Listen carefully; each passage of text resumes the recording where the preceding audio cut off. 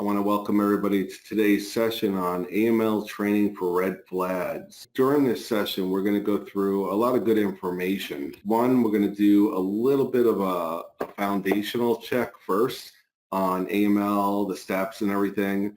And then we're going to go through an AML compliance program. And then we'll eventually get into all the red flags that are generated on daily occurrences.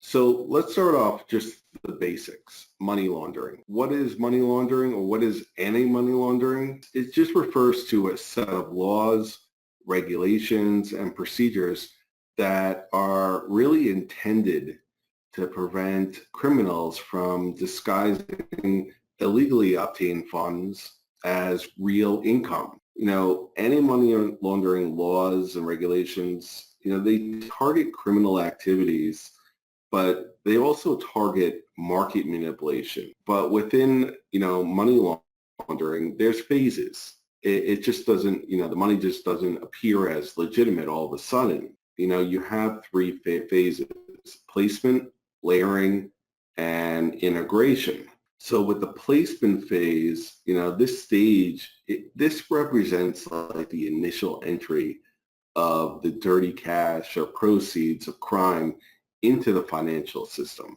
Now going to the second part is layering. After placement, you have the layering, which is also called structuring. Now this is typically the most complex, and it often entails the movement of funds, and it could be done internationally. The purpose of this stage is to separate the illegal money from its source. Now the last phase, integration or extraction. So with money laundering, it is a global problem, and it requires a global approach. Something that's really important to have as an institution is having a robust AML compliance program. The AML money laundering essentially is covered by the Bank Secrecy Act, and it's a compliance requirement of U.S. banks. AML and BSA are overseen by the U.S. Treasury's Department Financial Crimes Enforcement Network. Now, getting into the red flags, there's so many that can be generated. I broke it down by different categories so you can kind of have an idea on the different types. So transactions is one, and I have a few more that are not listed on the screen, but I just want to give you a takeaway. Another one, a large amount of cash is withdrawn and then immediately deposited into another account. There's other transactions as well, and when we look from going from the bank branch to in-person, so account activity that doesn't make sense with the customer's known profile, transactions with customers or entities that are reported to be associated with terrorist activities or with persons that have been designated as terrorists.